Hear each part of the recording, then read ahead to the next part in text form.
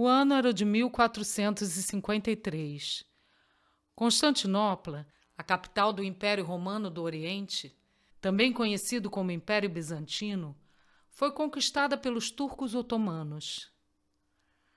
A tomada da cidade, que hoje se chama Istambul e pertence à Turquia, e a consequente queda do império são tidos pela historiografia como um marco histórico que sinaliza o final da Idade Média e o início da Idade Moderna. Naquele momento, as importantes rotas de comércio entre a Europa e a Ásia foram interrompidas. Para completar o quadro, genoveses, venezianos e árabes dominavam o mar Mediterrâneo. Era preciso, então, descobrir um novo caminho marítimo que não passasse por Constantinopla e permitisse a retomada do comércio entre os continentes. Foi também em 1453 que chegou ao fim a Guerra dos 100 Anos, iniciada em 1337. O conflito travado entre a França e a Inglaterra pela sucessão do trono francês durou mais do que o seu nome sugere e deixou os dois reinos muito enfraquecidos, além de atrasar a formação deles como estados nacionais. Na Península Ibérica, porém, Portugal saiu na frente e já se consolidara como Estado nacional. A burguesia lusitana queria retomar o comércio com as Índias, mas havia uma questão. Metade do território português era cercado pelos seus então poderosos e ameaçadores vizinhos do Reino de Castela, enquanto a outra metade banhada pelo Oceano Atlântico. Não havia alternativa. Foi assim que para as águas atlânticas se voltaram os olhos portugueses.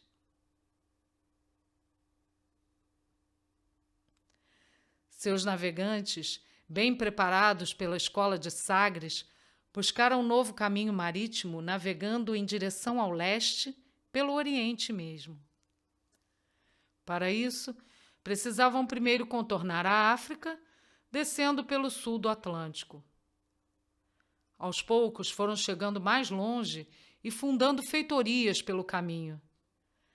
Esta sequência ficou conhecida como o Périplo Africano. Dentre tantas conquistas, algumas foram muito significativas. Em 1488, o navegador Bartolomeu Dias conseguiu dobrar o Cabo das Tormentas, que passou a ser chamado de Cabo da Boa Esperança. Anos depois, entre 1497 e 1498, outro navegador português, o almirante Vasco da Gama, chegou às Índias. Em 1500 foi a vez de Pedro Álvares Cabral entrar para a história ao desembarcar no Brasil.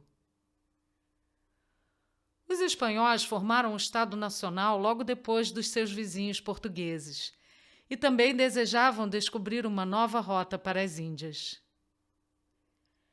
Quem se ofereceu para a missão foi o genovês Cristóvão Colombo.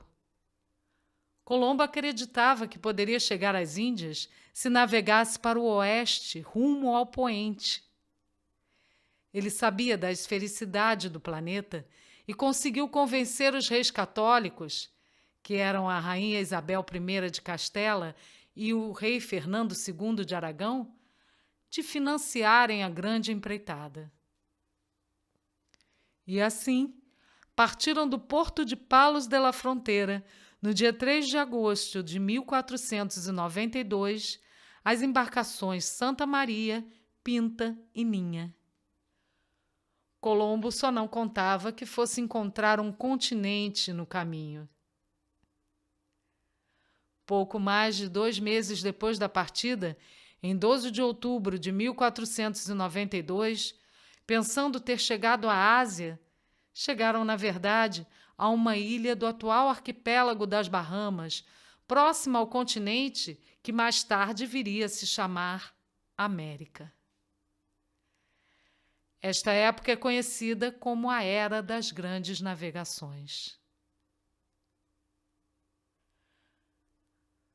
A noção de mundo era bem diferente naquele tempo.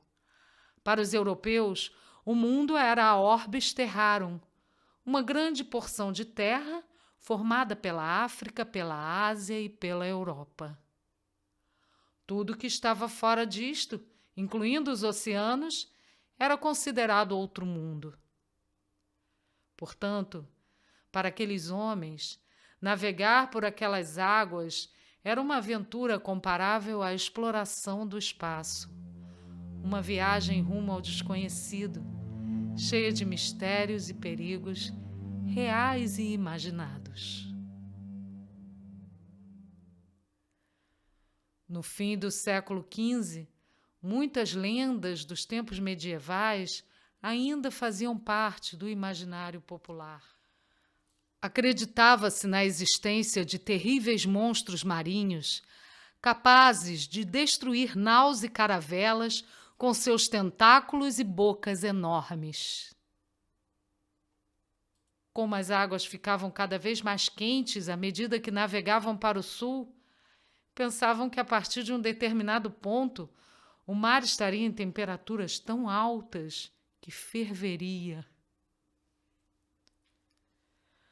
Para muitos, havia ainda o temor de que pudessem despencar nos abismos que existiriam nas imaginadas bordas do planeta.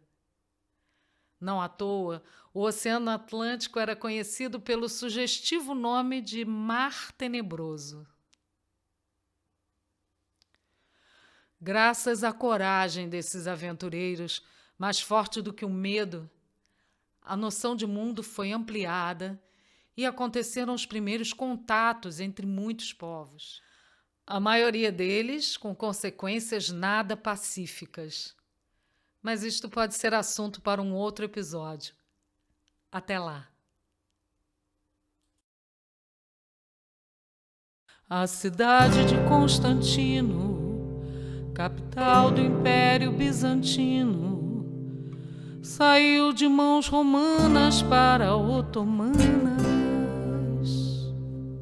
Finaram os tempos medievais, cortaram as rotas comerciais. Novo caminho era fundamental para o comércio intercontinental.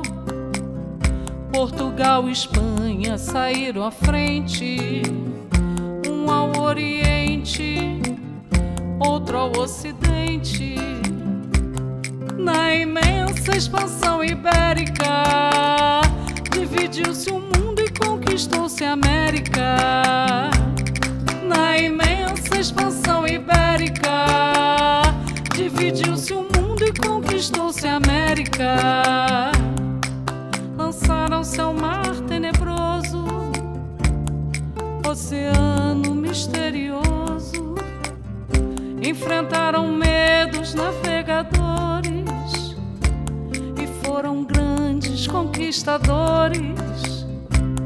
Na imensa expansão ibérica, dividiu-se o mundo e conquistou-se a América.